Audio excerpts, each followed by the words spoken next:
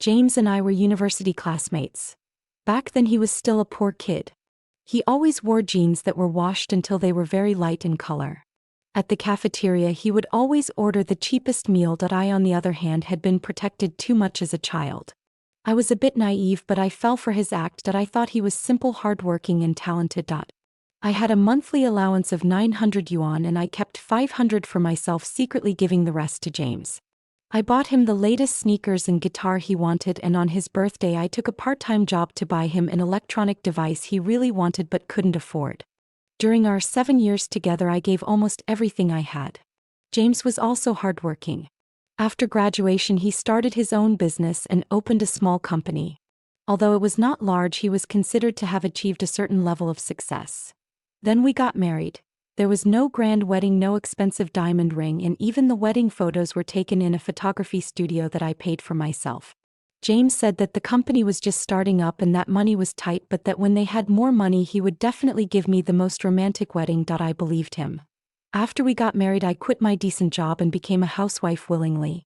I spent every day around the stove cooking all kinds of delicious food for him. James was busy at work, often leaving early in the morning and returning late at night, sometimes even staying out all night. I never doubted him because I believed in him and our relationship. I went to the supermarket to buy discounted groceries. As a housewife I want to save every penny I can. While waiting in line I overheard a fashionable-looking woman chatting with her friends. One of them said that her boyfriend had just bought her a necklace that cost over 100,000 yuan. My heart sank. I touched the cheap silver necklace around my neck. It was a gift from James for our 3rd wedding anniversary. At the time James said apologetically that the company had recently run into financial difficulties and could only afford to buy me this one, but that when there was money later he would definitely buy me a better one. I was so touched that I felt he really did care about me. Now that I think about it, it's really ironic. He bought his secretary jewelry worth hundreds of thousands of dollars without thinking twice, but only bought me a cheap piece. The irony doesn't end there. That night I suddenly felt itchy all over and developed many rashes. I suspected I had an allergy, so I quickly called James. The phone rang for a long time before it was answered. James's voice sounded impatient. What is it? I'm busy. I think I have an allergy. I feel terrible. I could hardly speak. Oh, take some medicine for it. Why are you calling me about such a trivial matter? I don't know what medicine to take. And I'm having trouble breathing. Difficulty breathing? Then go to the hospital. I'm busy here. Hang up. The phone was hung up. I lay on the cold floor feeling like I was going to suffocate. At that moment I really felt desperate. Later I don't know how I got through it. When I woke up I was already lying in a hospital bed. There was no one by the bed, only a WhatsApp message from James on my phone. You're awake? If you're awake, go home by yourself. I can't leave. Isabella cut her hand and I have to take her to the hospital. Isabella was James' secretary. I looked at the text and my heart sank. It turned out that in his heart I was not even as good as a secretary. I got up and checked out of the hospital. When I got home the room was empty and I was all alone. I opened the fridge and it was completely empty. James hadn't been home for dinner in a long time. I remembered that today was our wedding anniversary. I took out my phone and looked through our old photos. In the photos I was smiling so happily and so blissfully. Now I look at myself in the mirror pale and with vacant eyes like a jilted and resentful woman. I feel like these past 10 years have been like a joke. The love I thought I felt was a lie he had spun. The happiness I thought I had was just a fantasy I wished for, and I foolishly believed it and gave everything I had. Now that the dream has ended, what am I supposed to do? I don't know how I fell asleep. When I woke up it was already the next morning. There were a few missed calls on my phone, all from James. I didn't call him back and just turned off my phone. I didn't want to hear his voice again or hear anything about him. I got up and walked over to the dressing table. The person in the mirror looked tired. I remembered that James once said that he liked my natural look best. He said that when I wasn't wearing any makeup I looked like an innocent little girl, and that made him want to protect me. Protect me? I sneered and started putting on my makeup. I put on a very heavy makeup, the most flamboyant lipstick and the most exaggerated earrings. I looked at myself in the mirror feeling both strange and familiar. This is the real me, isn't it? A woman who has been devastated by life and abandoned by love but who still refuses to admit defeat. I walked out of the bedroom and started to cook something for myself. As I walked into the living room, I heard the doorbell ring. I opened the door and saw James standing there. He was wearing a crumpled shirt, his hair was a mess, and his eyes were bloodshot. Why are you here? I was a little surprised. I came to see you. James's voice was a little hoarse. See me? See if I'm dead? I asked coldly. Why are you talking like that? James frowned. Why am I talking like that? James, do you think that I will always be submissive and do whatever you want just like before? I don't think that. You don't? Then tell me, last night, why didn't you answer my call? Why didn't you take me to the hospital? Why did you rather stay with your secretary than worry about me?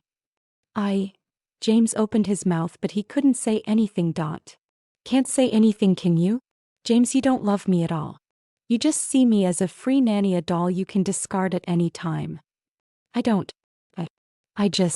You just what? You think I'm easy to bully, that I can't live without you, that I can't live without you. Enough. James, I don't want to hear any more of your excuses. Let's get a divorce. Divorce. James froze. What did you say? I said let's get a divorce. I said, I'm sick of this life, sick of your indifference and hypocrisy. I want a divorce. Don't be impulsive. James' tone softened. Didn't we say we would grow old together? Grow old together? James, are you worthy of that? I sneered.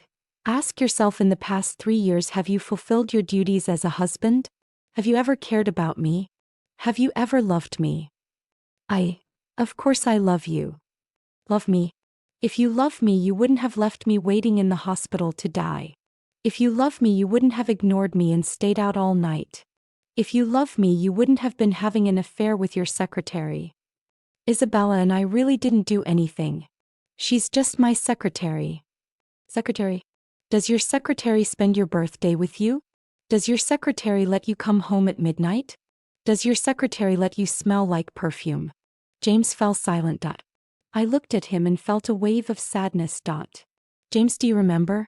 When we got married, you once said that you would be good to me for the rest of your life and make me the happiest woman in the world. I remember. But did you do it? All you gave me was endless waiting and disappointment and endless pain and suffering. Stop it. James, I don't want to hear any more. Let's just end it. I turned around, walked into the bedroom and started packing my things. You really want to divorce me? James's voice sounded behind me. Yes. I didn't turn around. Have you thought this through? What will you do after the divorce? You don't have a job or income. None of your business. I interrupted him. I'll starve to death before I'll stay with you. I packed my things, grabbed my suitcase and walked out of the house. James stood in the doorway looking at me with a complex expression. I ignored him and walked straight out of the community. Standing in the street with the heavy traffic, I suddenly felt disoriented. Where should I go? Where can I go? I have no friends, no relatives, and I am all alone in this big city. I suddenly thought of someone.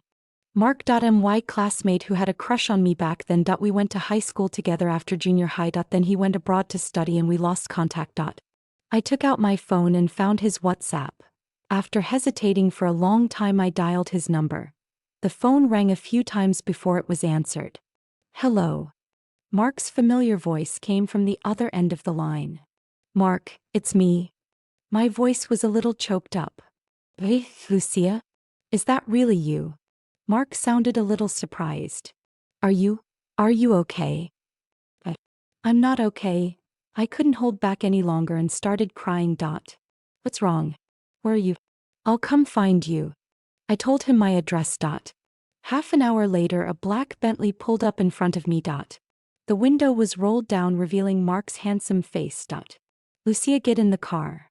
I got into the car and Mark handed me a tissue. Wipe your tears, don't cry. I dried my tears and looked at Mark, feeling a surge of warmth in my heart. Mark, thank you.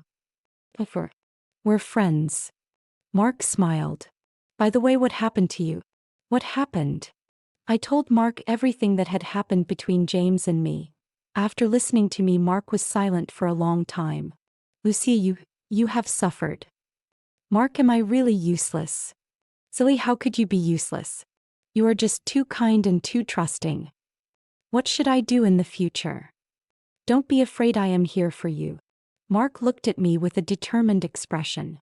I will help you, I will take care of you, and I will let you start again. At that moment I felt that my wandering heart had finally found a harbor where it could rest. Mark took me back to his home. His home was very large and luxuriously decorated, and it was obvious that it was the residence of a wealthy person. You can stay here for now. Let me know if you need anything and I'll go buy it for you, Mark said. Thank you, Mark. I looked at him gratefully. Don't be polite, Mark said, smiling. By the way, have you eaten yet? I'll ask my aunt to cook you something. No, I'm not hungry, I shook my head. That's not good. You haven't eaten all day, Mark said, and went to call my aunt. My aunt quickly prepared the meal, which was all the food I liked. While I ate, Mark sat across from me, quietly watching me. Mark, how have you been all these years? I asked.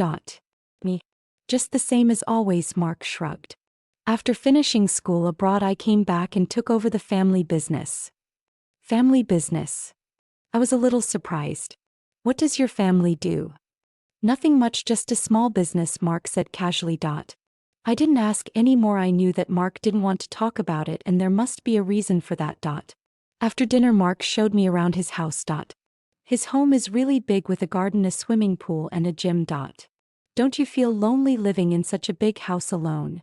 I asked jokingly. It's okay, I'm used to it, Mark smiled. What are your plans for the future? I don't know. I shook my head. I'm divorced from James, I have nothing left. Don't say that, you still have me. Mark looked at me with gentle eyes. I will help you, I will let you start again. Mark, why are you so good to me? I couldn't help but ask. Because. Mark paused, then said, because we are friends. Just friends. I looked into his eyes. Of course we are friends. Mark's eyes flickered a little. I didn't push the issue. I knew that some things couldn't be forced. And the following days I stayed at Mark's house. Mark was very good to me and took good care of me. He took me out to dinner, to the movies, and shopping. He was like a big brother, taking care of me and protecting me. I felt like I was dreaming and couldn't believe it was real. I slowly began to feel better after my divorce and regain my confidence. One day Mark suddenly said to me, Lucia, I've found you a job. A job? What kind of job? I was a little surprised. A department manager at my company has quit, and I think you'd be a great fit. Me? But I don't have any work experience. That's okay, you can learn, Mark encouraged me. I believe in you, you can do it. I hesitated for a moment but finally agreed that I knew I couldn't always rely on Mark and that I had to stand on my own 2 feet.